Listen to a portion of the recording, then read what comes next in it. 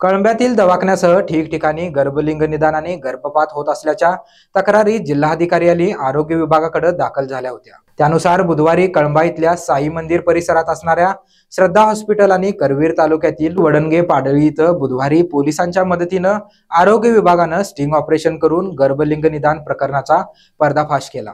या प्रकरणात श्रद्धा हॉस्पिटलच्या डॉक्टर दीपाली ताईंगडे, गर्भपाताच्या गोळ्या विक्री करणाऱ्या सुप्रिया माने राहणार रायगड कॉलनी कळंबा आणि धनश्री भोसले राहणार शिंगणापूर अशा तिघींना ताब्यात घेतला असून त्यांना आज जिल्हा सत्र न्यायालयात हजर करण्यात आलं।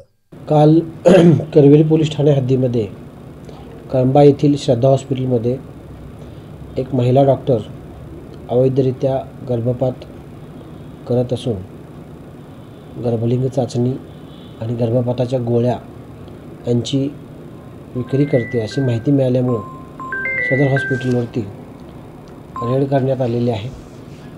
संबंधित रेड करता आरोग्य विभाग, माननीय जिल्हाधिकारी, माननीय पोलीस अधीक्षक यांचे मार्गदर्शन मिळालेलं आहे आणि आरोग्य विभागानं आमच्या संयुक्त कारवाईमध्ये सहभाग घेऊन त्यांनी पण टीम तयार केली होती।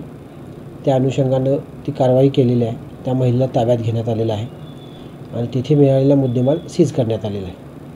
त्यानंतर वडणगे पाडळी या ठिकाणी बोगस डॉक्टर बनून 2 महिला MTB ज्या गर्भपाताच्या गोळ्या वापरल्या जातात त्या परवानगी नसताना, परमिशन कोणतीही नसताना अवैधरित्या त्या गोळ्या विकताना मिळून आल्या।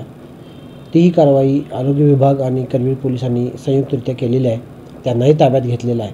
ह्या दोन्ही महिला आरोपींना आज हजर करून PC घेऊन पुढील तपास करत आहोत। सर्व नागरिकांना एक विनंती आहे की अशा प्रकारे कोणीही अवैधरित्या गोळ्या देत असेल किंवा गर्भलिंग चाचणी गर्भपाताचे प्रकार करत असेल तर या प्रकाराबद्दल काही माहिती असल्यास तुम्ही प्रशासनाला माहिती देऊन सहकार्य करायचं आहे ही विनंती।